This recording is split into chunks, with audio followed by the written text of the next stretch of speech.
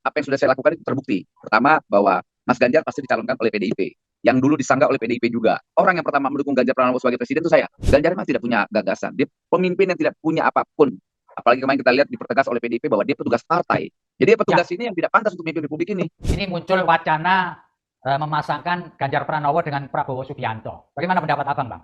Pertama, sikap saya akan undur diri dan bubarkan Prabowo Mania. Kan saya berjuang itu membuat yang namanya Prabowo Mania untuk mendukung beliau sebagai presiden, bukan sebagai wapres. Apakah menurut Abang wacana ini masuk akal atau tidak, Bang? Dengan Tidak masuk beberapa akal. pertimbangan bahwa ini Rasionalitasnya apa? Nggak ada. ya, Oke, terima kasih. Pertama, saya mengucapkan selamat untuk Mas Ganjar karena telah dicapreskan dari PDIP. Kedua, saya juga mengucapkan kepada PDIP mencalonkan Mas Ganjar. Artinya selama ini sikap saya dan apa yang sudah saya lakukan itu terbukti. Pertama, bahwa Mas Ganjar pasti dicalonkan oleh PDIP. Yang dulu disanggah oleh PDIP juga. Tuh. itu ya, Ini Bang. harus digarisbawahi ini. Harusnya PDIP berterima kasih. Pendukung Ganjar juga berterima kasih. Karena orang yang pertama mendukung Ganjar Pranowo sebagai presiden itu saya. Respon saya terhadap pencapresan Mas Ganjar sebetulnya tidak ada yang luar biasa. Nggak ada yang luar biasa. Apalagi kita lihat sosok Mas Ganjar yang ya saya tidak akan lari dari sikap saya ketika keluar dari dari Mas Ganjar. Ganjar memang tidak punya gagasan. Dia pemimpin yang tidak punya apapun. Apalagi kemarin kita lihat dipertegas oleh PDIP bahwa dia petugas partai. Nah, kita butuh pemimpin nanti petugas rakyat bukan petugas partai gitu.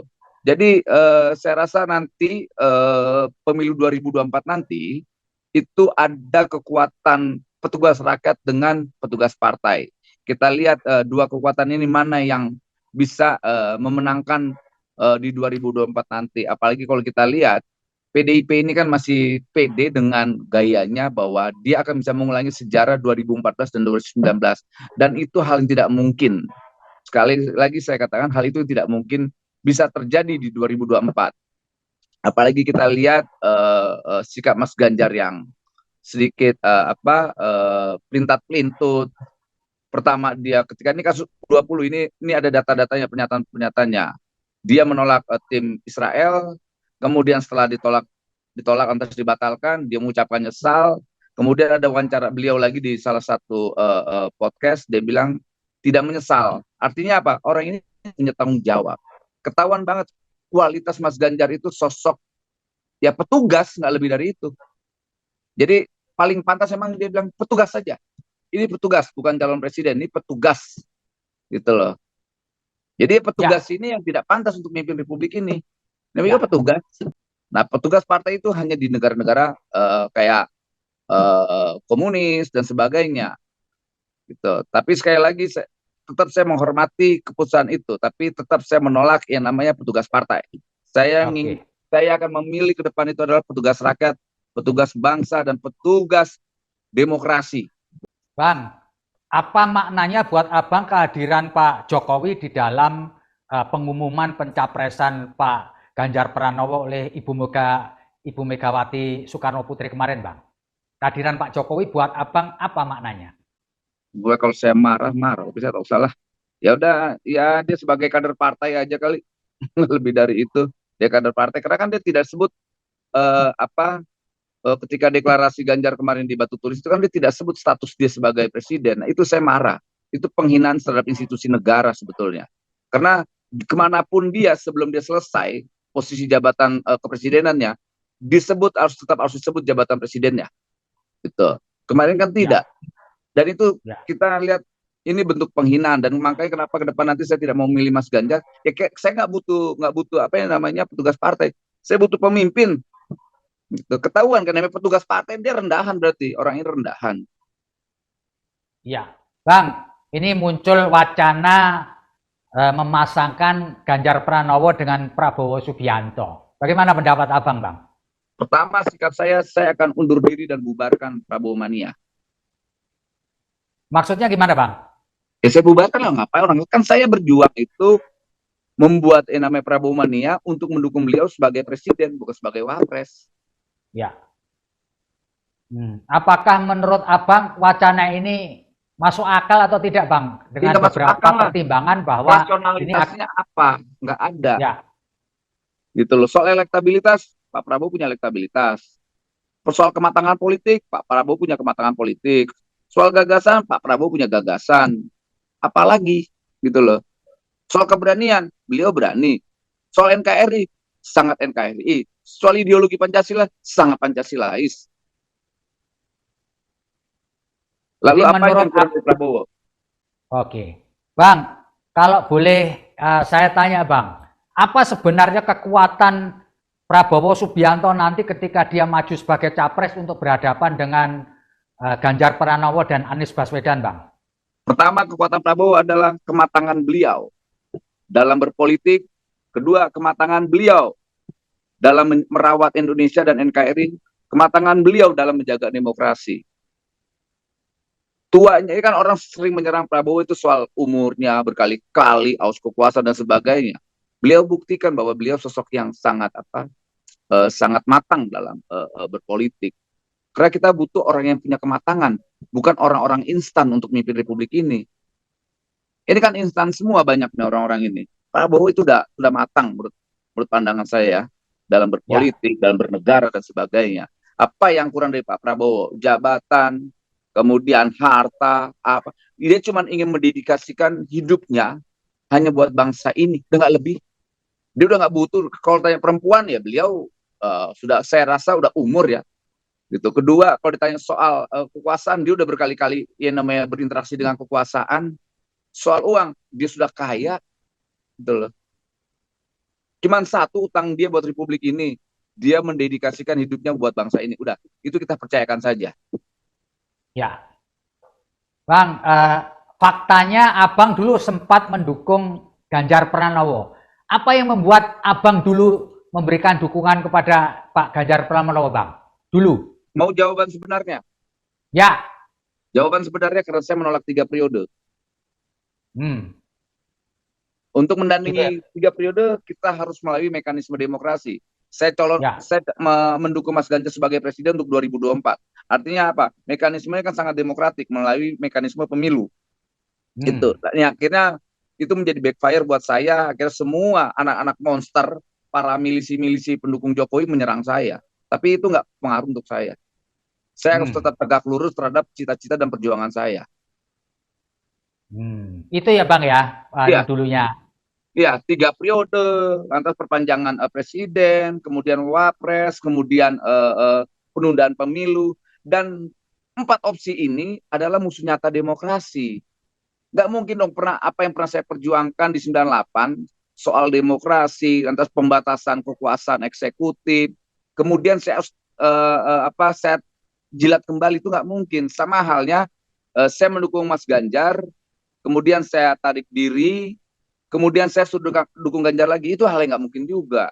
Secara etik Ya, politik dan demokrasi itu tidak bagus. Saya tidak Tugas kita gini aktivis adalah mengedukasi publik, mengedukasi rakyat, gitu loh. Bahwa konsistensi, integritas itu penting dalam sebuah perjuangan. Soal menang atau terpilih atau tidak itu kan persoalan mekanisme demokrasinya, itu persoalan rakyat nanti memilih atau tidak. Saya tidak ya, sebagai penentu. Tapi tugas kita yang hari ini punya kesempatan untuk menyampaikan di media, mengedukasi, gitu loh Mas. Saya mau ya, mendukung siapapun, kayak nanti mau dukung Anies, kayak mau dukung siapa, itu kan hak politik saya, nggak boleh diintervensi. Nah orang ya, kadang-kadang, ini yang kalau semua nanti digagal menang, yang timbul para milisi, gitu loh. Kita mau yang ya, timbul nanti orang-orang yang paham tentang demokrasi. Ini diedukasi, demokrasi ini penting. Jangan kita cuma slogan tentang Pancasila, slogan tentang NKRI, tapi cara berpikirnya sangat fasistik. Itu saya nggak mau. Dulu ya, kita pernah melawan di 98 itu yang namanya kelompok Pam Swakarsa. Itu adalah entitas yang diciptakan oleh kekuasaan. Nah hari ini, relawan-relawan ini bisa menjelma menjadi monster yang kayak Pam Swakarsa begitu. Dan itu yang saya tidak mau. Gitu. hmm, Walaupun itu teman-teman saya semua. Walaupun di ya, TV itu banyak mentor-mentor saya. gitu ya Bang ya. Ya, Baik Bang, ada sejumlah orang yang meyakini bahwa barang siapa di endorsement oleh Pak Jokowi, maka peluang menangnya sangat tinggi. Apakah Abang percaya sama pendapat itu Bang? enggak, saya nggak percaya. Kenapa Jokowi bukan Bang? Tuhan. Jokowi bukan Ya, Tuhan. Ya, Dari mana alasannya endorsement Pak Jokowi bisa membuat orang jadi menang? Gitu. ya. Jokowi aja 2019 itu menang tipis. Gitu. Hmm.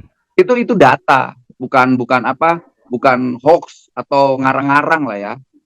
Cuma Ya, beda berapa persen waktu itu? 4% kemenangan Pak Jokowi. Tuh. Jadi maksud saya ini sangat berbeda lah 2024 nanti dengan situasi politik di 2014 dan 19. ya, 2024 nanti sangat berbeda. ya, Apalagi kita lihat apa pemerintahan terakhir Pak Jokowi ya digunjang-ganjing oleh banyak isu pajak yang naik, BBM yang naik. Ini kelompok silent majority ini kan pada diam, kasihan. Bentuk perlawanan kelompok silent majority apa? Di TPS. Mereka akan memberi sanksi politik terhadap apa? Siapapun yang di-endorse oleh Jokowi. Bahasa mereka kan begitu. Pokoknya siapapun di-endorse Jokowi, kita akan tolak. itu ya Gitu, Bang Mas. ya. Iya, itu realita, Pak.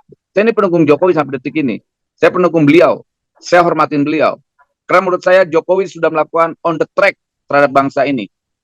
Beliau adalah sosok figur yang layak mendapatkan tempat penghormatan pasca beliau tidak lagi memimpin.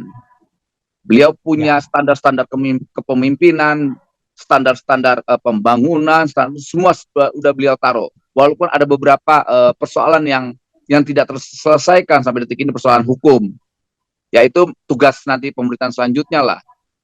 Itu. ya. Bang, apakah benar Abang pernah menyatakan bahwa manakala nanti Pak Prabowo gabung dengan Pak Ganjar akan Anda alihkan dukungan kepada Pak Anies, Bang? Ya, itu betul pernyataan itu. Karena saya tetap apa berprinsip pada nilai-nilai demokrasi yang saya anut, gitu loh. Hmm. Pertama itu, kedua etika politik. Ketika saya sudah tidak Ya, dukung Ganjar, ya saya logikanya harus cari yang lain. Saya nggak mungkin teriak golput, itu kan tidak mengedukasi. Pasangan cuma ya. ada di Anies. Kecuali ada Hmm. alternatif lain, barulah ya, gitu. Oke. Oh, maksudnya ke sana ya, Bang Ya ya? iya dong, itu persoalan etik berdemokrasi. Boleh emang saya teriak golput, kan tidak baik. Itu ada tindak Ya, pidananya. Yang ya, terhormat saya tetap masuk dalam ruang demokrasi yang sudah kita sepakati. Pilihannya kan ada tiga, Mas Ganjar, Prabowo, dan Anies. Nah, karena saya pendukung Pak Prabowo sebagai presiden, ya saya all out buat beliau. Nah, kemudian beliau jadi wapres, loh, kok jadi wapres, kan maunya saya jadi presiden. Nah, ketika terjadi peristiwa politik itu, saya harus cari pilihan politik yang mau saya perjuangkan jadi presiden dong. Ya pilihannya cuma ada Anies kan, emang ada yang lain? Nggak ada kan? Itu ya, ya, opsi ya, opsi demokratik yang harus dihargai. ya, ya, Tuh. ya. Bang, apakah Abang setuju dengan pendapat awam yang menyebut bahwa para relawan ini memberikan dukungan karena ada pamrih kekuasaan di belakang hari? Benar nggak Bang kayak gini nih Bang?